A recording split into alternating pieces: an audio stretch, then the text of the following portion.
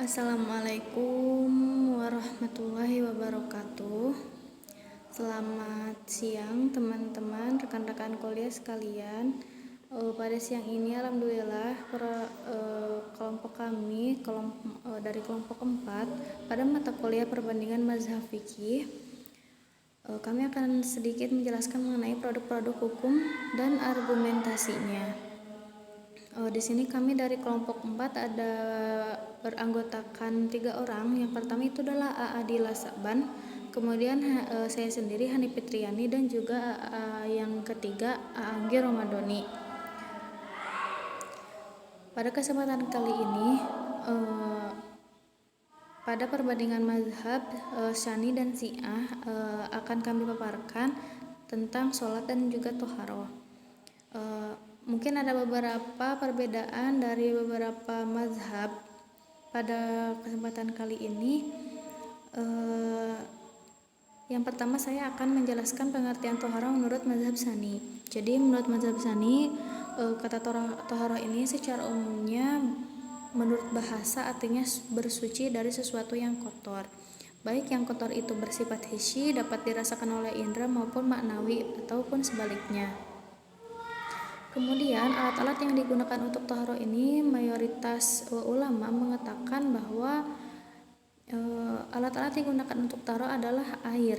Jadi meskipun ada ulama yang menyatakan bahwa api dan matahari itu dapat menghilangkan najis seperti pendapat Imam Hanafi, namun air merupakan alat utama yang digunakan untuk bersuci. Untuk selanjutnya macam-macam air, para ulama Syani mengatakan ada 4 macam, yaitu air mutlak, air mustakmal, air yang tercampur benda najis, dan air yang tercampur dengan benda yang suci. Kemudian yang pertama ada air air mutlak. Jadi air mutlak ini adalah keadaan air yang belum mengalami proses apapun. Air itu masih asli dalam arti belum digunakan untuk bersuci, tidak tercampur benda suci ataupun benda najis. Air mutlak ini hukumnya suci dan sah untuk digunakan bersuci, yaitu berwudu dan mandi janabah.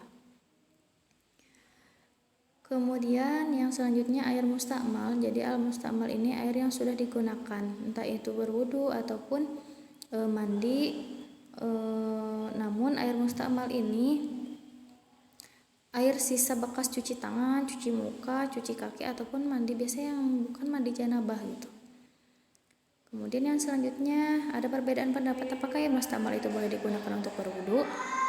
Menurut ulama Al-Hanafiyah, yaitu dia berpendapat air yang membasahi tubuh saja dan bukan air yang tersisa di dalam wadah, itulah yang dikatakan dengan mustakmal.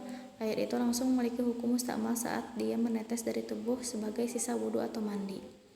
Untuk selanjutnya ulama Al-Malikiyah berpendapat, mereka pun mengatakan bahwa yang mustakmal hanyalah air bekas wudu atau mandi yang menetes dari tubuh seseorang. Untuk selanjutnya ulama Asy-Syafi'iyah juga berpendapat bahwa air mustakmal adalah menurut pengertian mereka itu air sedikit yang telah digunakan untuk mengangkat hadas atau fardu toharoh dari hadas.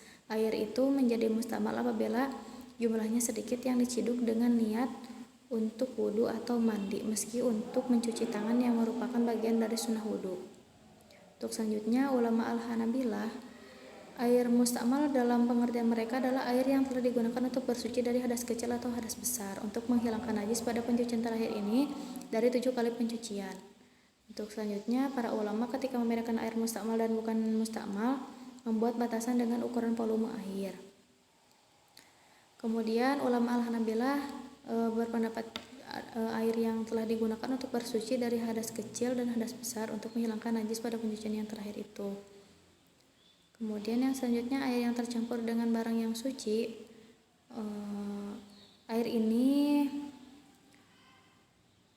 Air tercampur dengan barang suci atau barang yang bukan najis hukumnya tetap suci, seperti air yang tercampur dengan sabun, kapur barus, tepung, dan yang lainnya itu masih dikatakan suci, namun tidak mensucikan. Misalnya seperti air susu.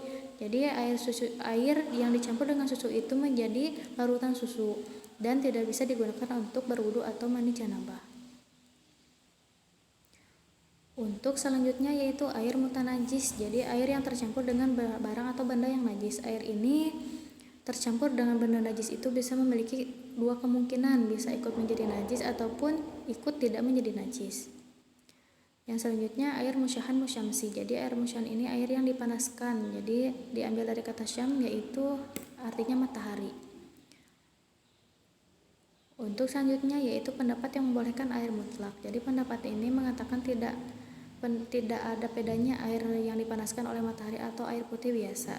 Keduanya sama-sama suci dan mensucikan dan boleh digunakan tanpa ada kemakruhan. Yang berpendapat seperti ini umumnya jumhur al-mazhab, al-Hanafiyah dan al-Hanabilah. Pendapat yang memakruhkan diantaranya yaitu pendapat al-Malikiyah dan sebagian ulama di kalangan mazhab yang lain. Kemudian yang selanjutnya air musyahan ghairu musyamsi, yaitu air yang menjadi panas tapi tidak karena sinar matahari langsung.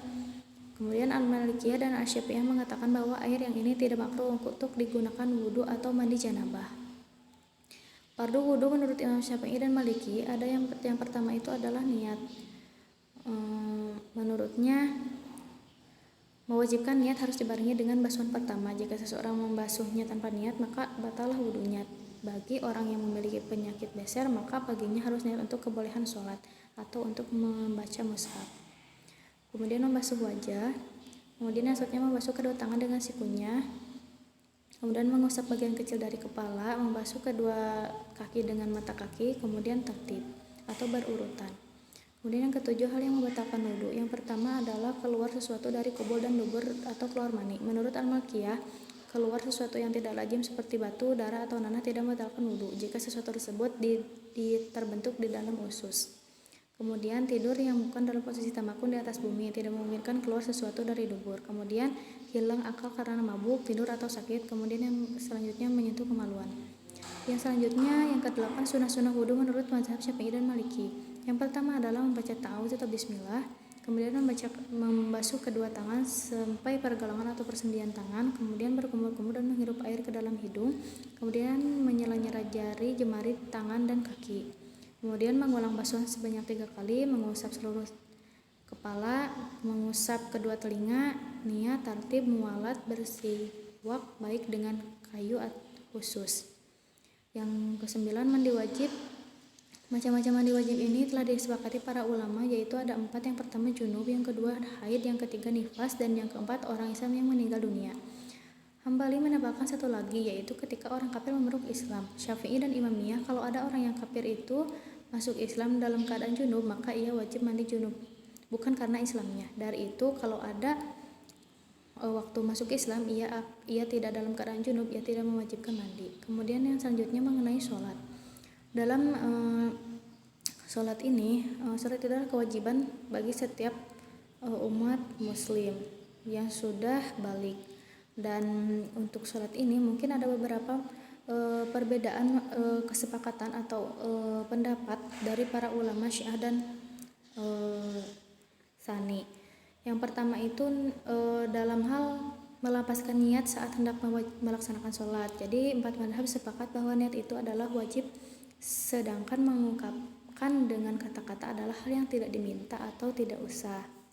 Kemudian yang selanjutnya takbiratul ihram, yaitu mengenai dibahas tentang perbedaan mengucapkan Allahu Akbarnya. Mazhab Syafi'i berpendapat boleh mengganti Allahu Akbar dengan Allah Al-Akbar ditambah dengan alif dan lam sebelum kata akbar. Mazhab Maliki dan Hambali berpendapat bahwa tidak boleh menggunakan bahasa lain selain dari Allahu Akbar. Kemudian yang selanjutnya bacaan Fatihah. Di mazhab Syafi'i sendiri berbeda pendapat dengan mazhab Hanafi. Mazhab Syafi'i mewajibkan bacaan Al-Fatihah setiap rakaat baik dalam sholat wajib maupun sholat sunnah, dan basmalah merupakan bagian dari surat. Yang selanjutnya ruku. Semua ulama mazhab bersepakat bahwa ruku adalah wajib dan dalam sholat. Kemudian yang selanjutnya mazhab Hanafiyah adalah satu-satunya berpendapat bahwa tumaninah tidak diwajibkan, hanya membungkukkan badan dengan lurus. Sementara mazhab yang lain wajib tumaninah dengan membungkukkan sampai 2 telapak tangan orang yang sholat itu berada pada 2 lututnya. Kemudian yang selanjutnya itidal. Hanafiyah tidak wajib mengangkat kepala dari ruku, yakni itidal. Dibolehkan untuk langsung sujud. Dalam hal itu dianggap makruh dalam mazhab yang lain. Kemudian yang terakhir itu ada Yang selanjutnya itu sujud. Sepakat bahwa sujud itu wajib dilakukan 2 kali pada setiap sholat, pada setiap rakaat. Syafi'i, Maliki, dan Hanafi yang mewajibkan menempel hanya dahi, sedangkan yang lainnya adalah sunnah. Yang diwajibkan itu semua anggota, menurut Hambali yang diwajibkan itu semua anggota yang 7, dahi, 2 telapak tangan, 2 lutut, dan ibu jari 2 kaki secara sempurna.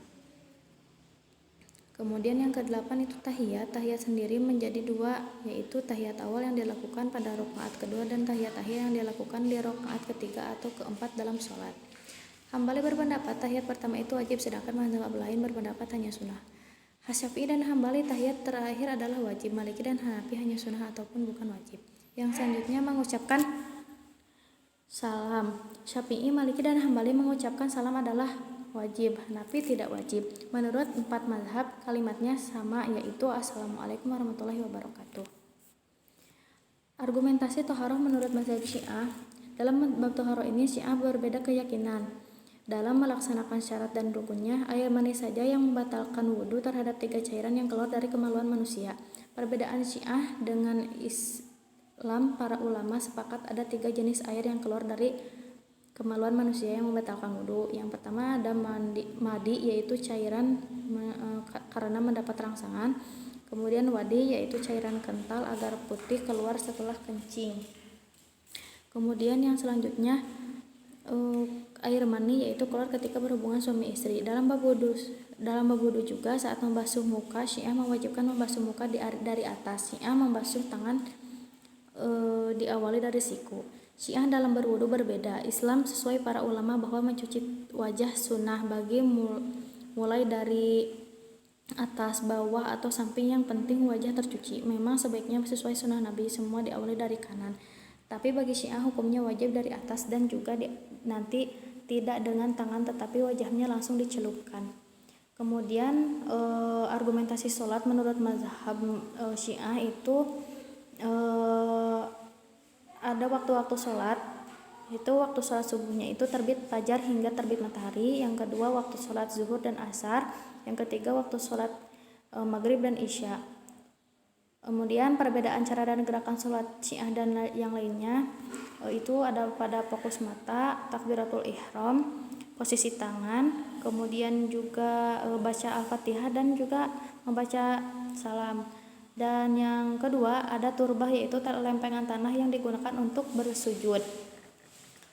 Kemudian yang selanjutnya bacaan sholawat. Untuk bacaan sholawat ini tidak ada perbedaan dalam membacanya.